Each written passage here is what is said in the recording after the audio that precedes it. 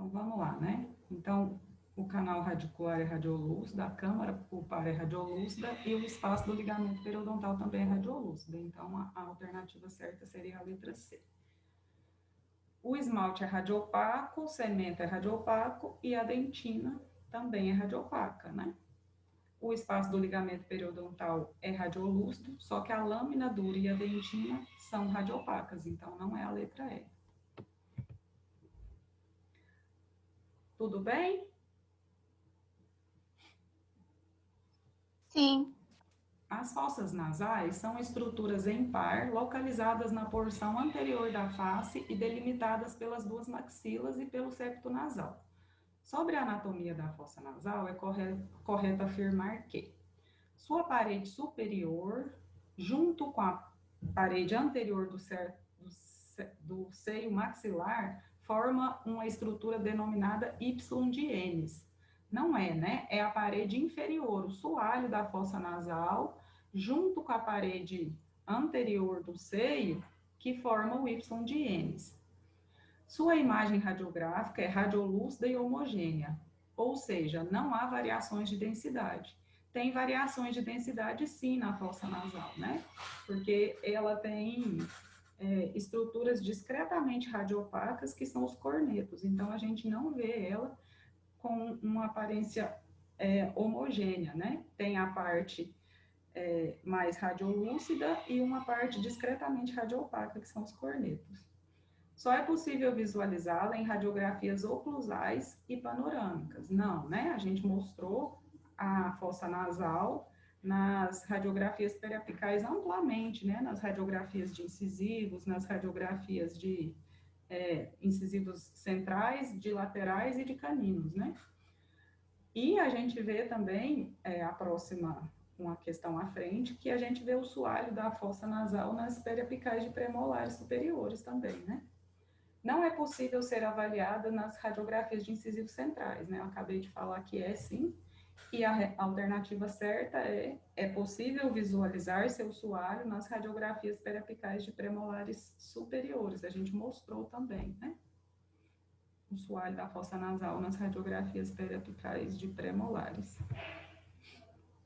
Paciente MF do sexo masculino, 30 anos, apresentou-se na clínica de ensino da Faculdade de Odontologia, disciplina de clínica integrada, com queixa principal de dor exacerbada na região anterior da maxila. Então, ele demonstrava dor, tumor, né, calor e rubor. Foi realizada a periapical dos dentes 11 e 21, né? O paciente estava com dor e fizeram a radiografia dos dentes 11 e 21. Sobre a anatomia radiográfica da área examinada, assinale a alternativa correta. A sutura palatina mediana é uma linha radiopaca situada entre os dois incisivos centrais, estendendo-se para posterior? Não, né? Ela é uma linha radiolúcida. A espinha nasal anterior é uma saliência pontiaguda na maxila e seu aspecto radiográfico é uma área radiolúcida em V acima da crista alveolar. Tá tudo certo, exceto que é uma área radiolúcida. Na verdade, ela é uma linha radiopaca, né? É uma concentração óssea nesse local. Não é possível visualizar as fossas nasais no raio-x executado nesse caso. Sim, né, a gente acabou de falar na questão anterior que é possível visualizar as fossas nasais nos incisivos. O forame incisivo é uma área em formato geralmente circular ou ovalado, radiolúcida, localizada entre as raízes dos incisivos centrais. Sim, né, esse é o forame incisivo. O assoalho da fossa nasal é a parede inferior da fossa nasal e tem aspecto radiográfico de uma linha radiolúcida? Não, é uma linha radiopaca, né? Que basicamente a questão era falando se as estruturas eram radiopacas ou radiolúcidas. Paciente EM, sexo masculino, 28 anos, apresentou-se na clínica de ensino da Faculdade de Odontologia de Goianésia, disciplina de clínica integrada, com queixa principal de dor e edema na região posterior da maxila, lado esquerdo. Foi realizado exame clínico e solicitado exame periapical dos dentes 26, 27 e 28, quer dizer, dentes molares superiores do lado esquerdo, né? Marque a alternativa que contém uma estrutura possível de ser visualizada no exame realizado. Canal da mandíbula? Não, né? O canal da mandíbula a gente consegue visualizar nas radiografias de molares e premolares inferiores.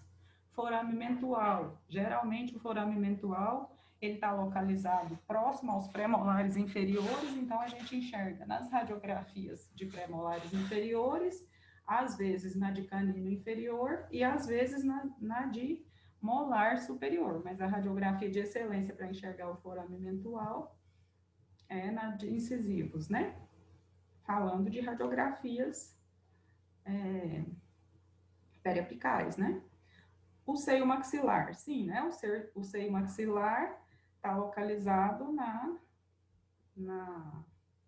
na região de premolares e molares superiores, especialmente de molares. Cavidade nasal, não, né? Cavidade nasal a gente enxerga nos raios-x mais anteriores. É uma estrutura mais anterior.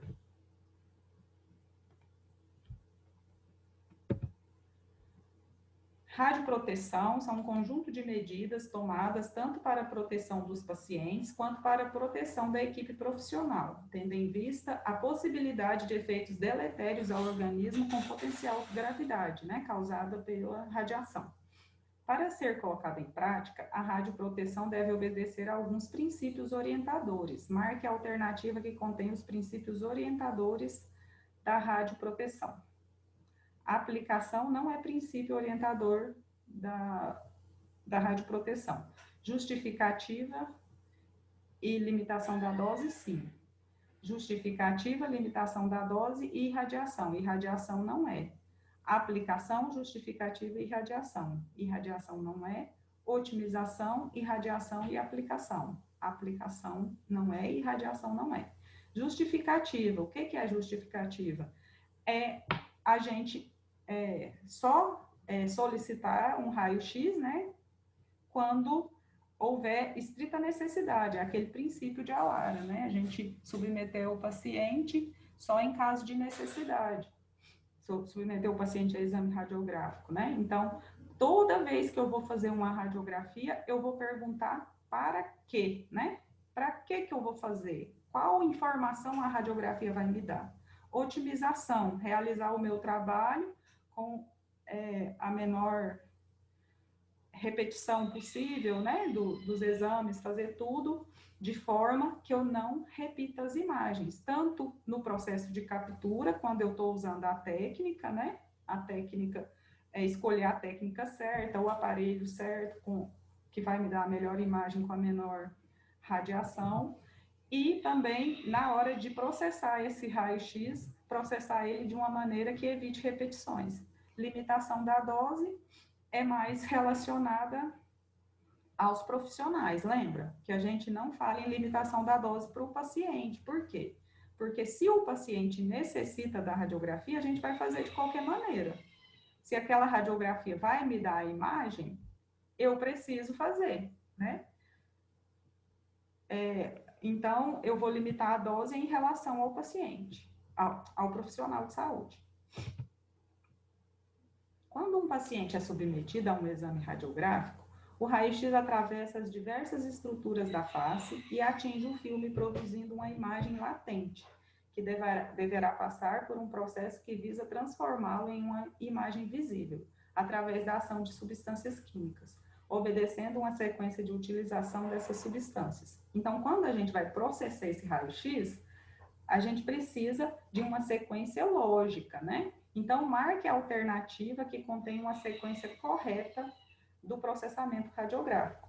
Então, primeiro, aqui eu já vou falar a sequência correta para não ficar repetindo demais. A gente revela a radiografia, lava, fixa. Aqui pulou um pequeno enxágue, né? Faz um pequeno enxágue e aí seca. Então, primeiro ocorre a revelação, lava, fixa e seca.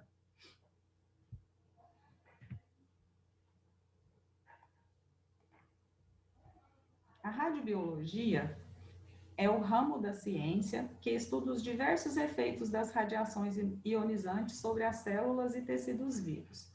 Pode-se dizer Oi, alguém quer falar alguma coisa?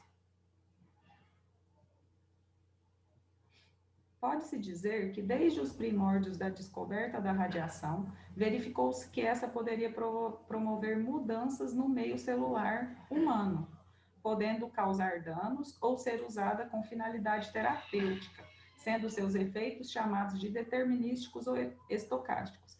Então, desde o início, né, quando foi descoberta a radiação, eles perceberam que ela poderia produzir efeitos teratogênicos, né? Causar danos às células.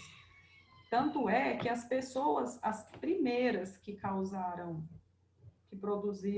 descobriram os raios-x e começaram a estudar, tiveram câncer, né? Morreram sob efeito de câncer, porque eles não se protegiam como hoje, né? Eles não sabiam desses problemas e eram submetidos a cargas enormes de radiação e aí acabavam tendo problemas, esses efeitos teratogênicos do raio-x. Então, a gente tem efeitos determinísticos e efeitos estocásticos. Os efeitos determinísticos são aqueles causados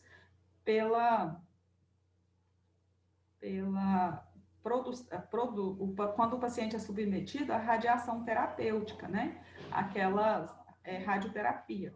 Então, o que acontece? O paciente é submetido a uma alta dose de radiação, né? Quando ele passa por radioterapia, e aquela alta dose de radiação, o que se espera é que mate aquele tumor. Por quê? Porque a radiação vai fazer com que aquelas células que se multiplicam rapidamente, né? O que caracteriza o tumor, elas morram. E os efeitos estocásticos, ao contrário, são os efeitos que a gente sofre durante as tomadas radiográficas, a radiação que a gente recebe durante a nossa vida, né? Eles são cumulativos. Então, eles não vão matar as células, mas vão provocar efeitos subletais e cumulativos nessas células. Então, sobre os efeitos estocásticos, que é esse que a gente vive no dia a dia, né? E vai produzindo, vai sendo submetido, vai tendo esse acúmulo de efeitos nas nossas células durante a nossa vida, é sobre esse que é a alternativa, que a gente vai escolher uma alternativa. A gravidade não tem relação com a dose. Sim, né? Quanto maior a dose, quanto maior radiação a gente recebe, maior a gravidade desses efeitos estocásticos. Eles aumentam o número de células maduras? Não, eles diminuem, né? Só que a diminuição é pequena em relação aos efeitos determinísticos. Eles provocam danos subletais às células? Sim, né? Os danos que eles provocam não têm poder de matar as células. Então, já está respondida a alternativa deles. Não provocam a morte celular. Os efeitos deles são de curto prazo? Não, né? Os efeitos de curto prazo são os da radioterapia. Os efeitos deles são cumulativos ao longo da vida do paciente. Portanto, são de longo prazo.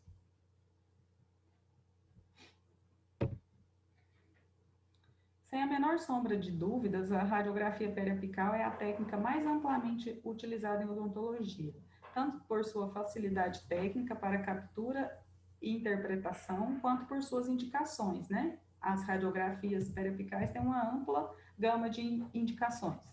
São indicações da radiografia periapical, exceto.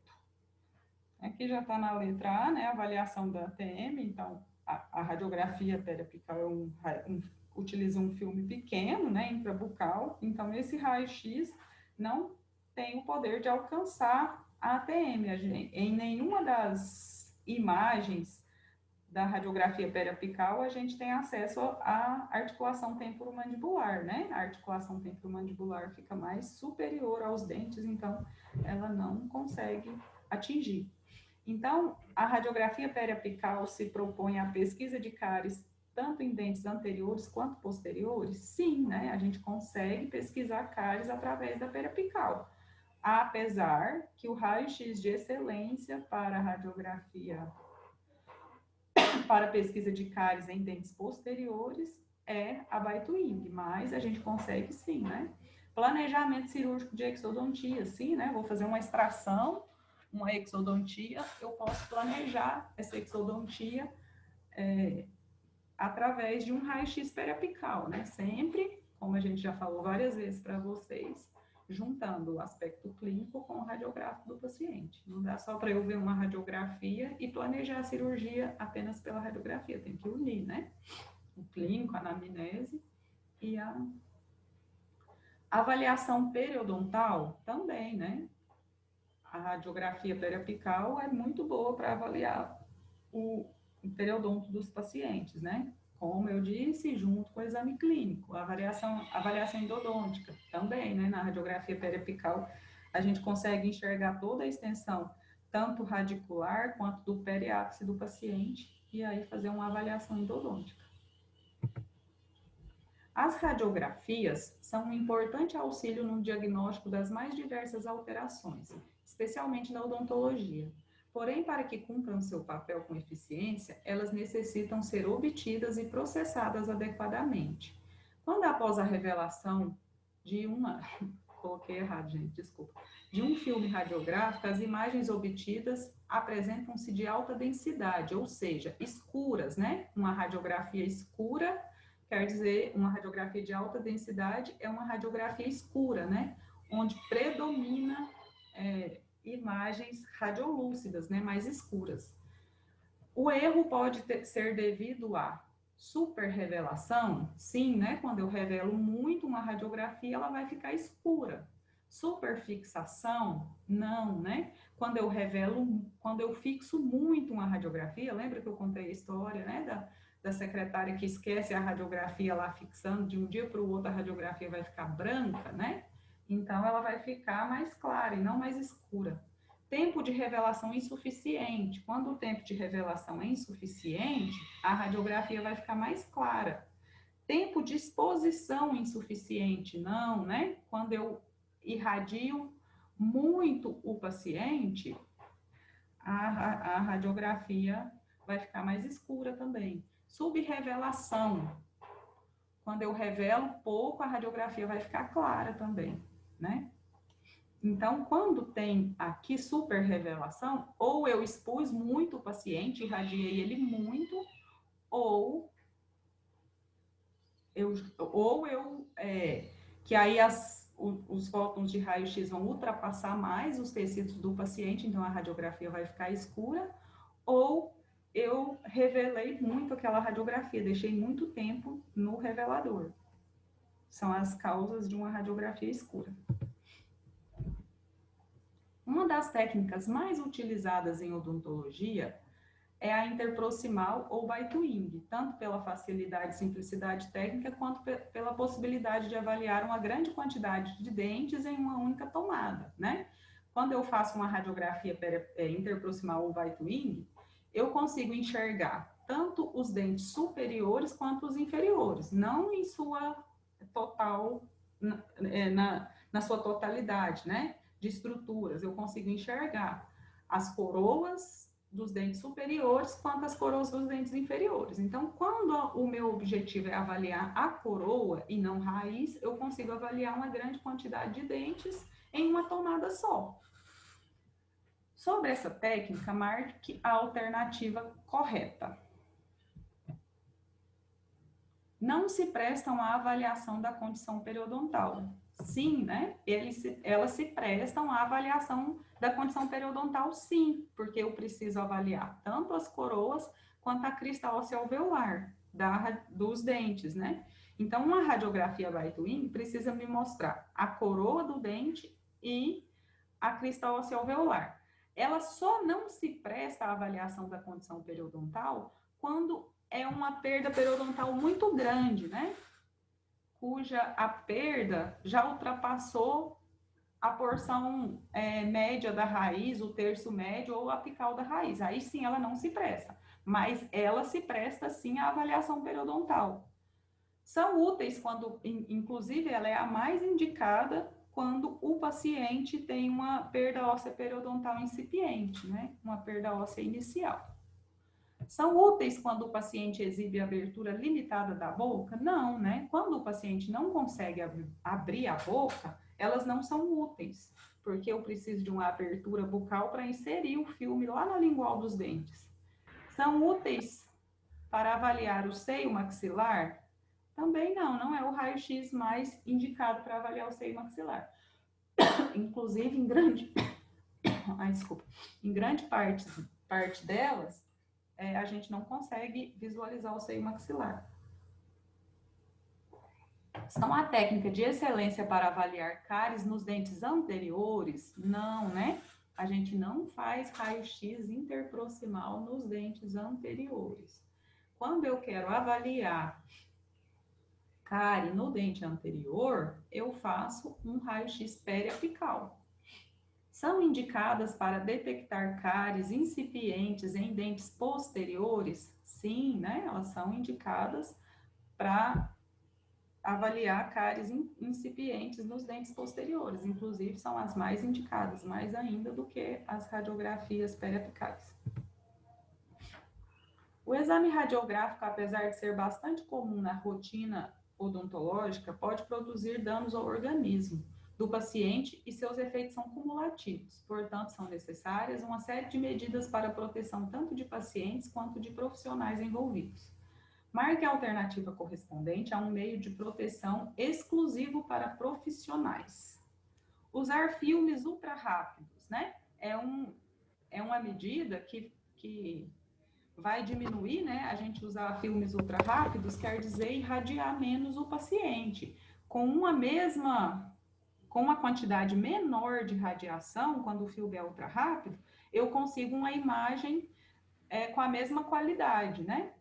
Então, nesse caso, usar filme ultra rápido, eu vou proteger especialmente o paciente, mas como eu irradio menos o ambiente, eu vou acabar protegendo também o profissional.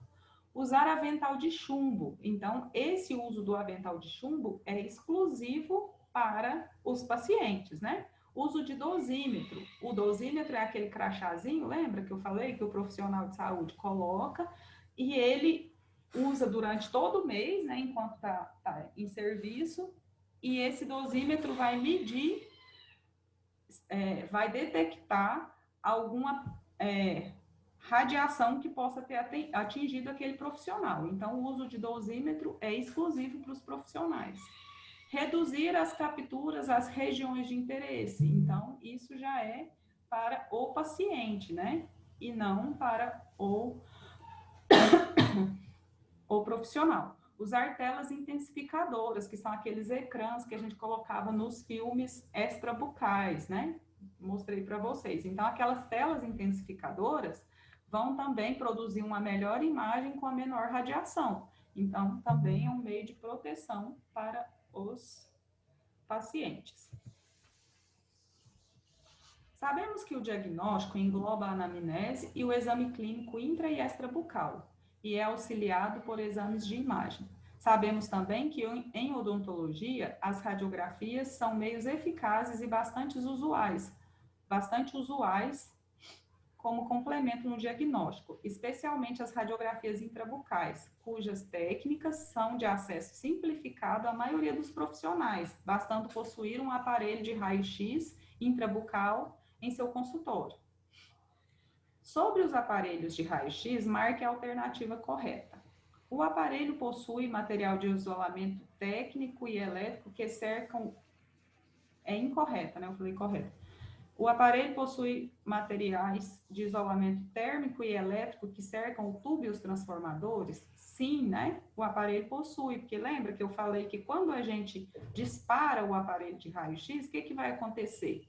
Vai produzir 2% de radiação e 98% de calor. Então, precisa ter esse isolamento elétrico e térmico, né, sobre o tubo, para não superaquecer esse tubo, né, de raio-x. E esse superaquecimento produziria a fusão dos metais, né, do ânodo e do cátodo e daquele filamento que produz os elétrons, e aí o filamento de tungstênio, e aí produziria dano ao aparelho. Esse isolamento elétrico é essencial. Os aparelhos de raio-x produzem a radiação no painel de controle? Não, né? No painel de controle, eu vou controlar os parâmetros de radiação. Não tem nada a ver. O aparelho, os raios-x o aparelho de raio-x produz a radiação no tubo de raio-x. Aí o resto está certo. Os fótons de raio-x atravessam as estruturas do paciente, atingindo o sensor, formando a imagem radiográfica. No painel de controle, é possível configurar os parâmetros para aquisição de imagens, de acordo com a compleição física do paciente. Sim, né, lá no painel de controle, eu vou configurar aqueles parâmetros para aquisição. Eu vou informar o aparelho, meu paciente é grande, eu vou fazer o raio-x de tal região. Então, ali vai variando o tempo de exposição e o KVP que eu vou usar. No painel de controle, é possível configurar. Não, no tubo de raio-x, o tubo de raio-x é composto, entre outros elementos, de um cátodo e um ânodo? Sim, né? Os aparelhos de raio-x produzem a radiação no tubo de raio-x e a radiação atravessa o paciente e atinge o receptor, formando a imagem latente. Exatamente, né? Tá certinho. Isso aqui é rapidinha, né? Observe a imagem e responda qual a técnica foi realizada. Interproximal posterior não é, né? Periapical. Demonstrando interesse, não faz surpresa não, porque vai que ela não quer realmente e aí você vai gastar dinheiro à toa, então você não fazia nada. Gente, desliga o microfone, se por ela já não favor. tá demonstrando interesse, você tentando e tal, não sei o que, imagina quando você fizer surpresa. Eu acho que quando a pessoa perde o interesse, acabou. Lucas, desliga o microfone. Esse raio-x, né, é um oclusal da maxila. A gente consegue enxergar estruturas da maxila aqui, né? Septo maxilar, sutura palatina, fossa nasal, os dentes superiores, né? Então, esse raio-x é o raio-x oclusal da maxila. Interproximal posterior não é, e nem oclusal da mandíbula. Observe a imagem a seguir de um posicionador de radiografias e marque a alternativa que corresponde à técnica, né, que aqui eu cortei, a técnica usada, né, realizada usando esse posicionador. Periapical dos dentes anteriores, não, né? Periapical dos dentes posteriores, também não. Interproximais anteriores, essa técnica nem existe. Oclusal nem usa posicionador. Então, é um posicionador usado para radiografias interproximais posteriores. A revelação de radiografias de forma manual é um momento imprescindível para o sucesso da radiografia. Erros durante o processamento de revelação dessas radiografias podem comprometer a imagem ou até mesmo inviabilizá-la. Seja numa revelação manual ou automática, devemos ficar atentos para esses possíveis erros e assim evitar repetições. Leia atentamente as afirmações a seguir com possíveis erros de revelação. Riscos ou ranhuras, né? Os riscos ou ranhuras podem ser devido à unha do operador tocando o filme ou o contato com outros filmes, por exemplo. Sim, né? Filme claro pode ser devido à subrevelação ou excesso de fixação. Isso aqui eu expliquei na questão que a gente falou aquela hora, né? Quando o filme fica claro, ou eu revelei pouco, ou eu fixei demais. Isso em relação ao processamento, né? Eu posso ter um filme claro também porque a exposição foi pequena. Filme escuro pode ser devido a uma superrevelação ou superexposição do filme à luz, por exemplo. Sim, né? Então, o filme escuro, ele pode ser porque eu revelei demais ou expus a luz e aí o filme recebeu muita luz e foi muito sensibilizado, né? Aqueles cristais de prata lá do filme. Então, todas as alternativas estão corretas. Deixa eu ver qual a próxima questão aqui. Eu vou parar porque já tem só